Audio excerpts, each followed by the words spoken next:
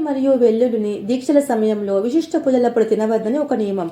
దీని వెనుక ఉన్న అసలు కథ ఏమిటంటే, సముద్ర మథనం తర్వాత వచ్చిన అమృతం కోసం దేవతలు రాక్షసులు అమృతం తాగటానికి వాళ్ళ వంతు ఎప్పుడొస్తుందా అని ఆసక్తితో ఎదురుచూస్తున్న సమయంలో విష్ణుమూర్తి మోహిని రూపం ధరించి అమృతాన్ని దేవతలకు మాత్రమే పంచసాగాడు.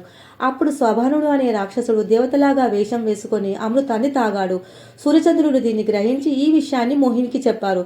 వెంటనే మోహిని రూపంలో ఉన్న విష్ణుమూర్తి విష్ణువుగా మారి తన సుదర్శన చక్రంతో అతని తలను నరికివేస్తాడు. అయితే స్వభానుడు అమృతం తాగడం వలన అతనికి చావు లేదు. కాబట్టి అతని తల రావుగా, శరీరం కేతువుగా మారాయి. అయితే రాహు దిగిపోయిన గొంతు నుంచి భూమిపై పడిపోయిన అమృతం చుక్కలు ఉల్లి మరియు వెల్లుల్లి మొక్కలుగా భూమిపై ఉద్భవించాయి. ఇవి రెండు అమృతం నుంచి పుట్టాయి కాబట్టి వీటి నుంచి అనేక ఆరోగ్య ప్రయోజనాలు ఉన్నాయి. అందుకే ఉల్లి వెల్లి చేసే మేలు తల్లి కూడా చేయదంటారు. కానీ ఇవి రాక్షసుని శరీరం నుంచి బయటపడ్డాయి కాబట్టి విపరీతమైన ఘాటును కలిగి ఉంటాయి.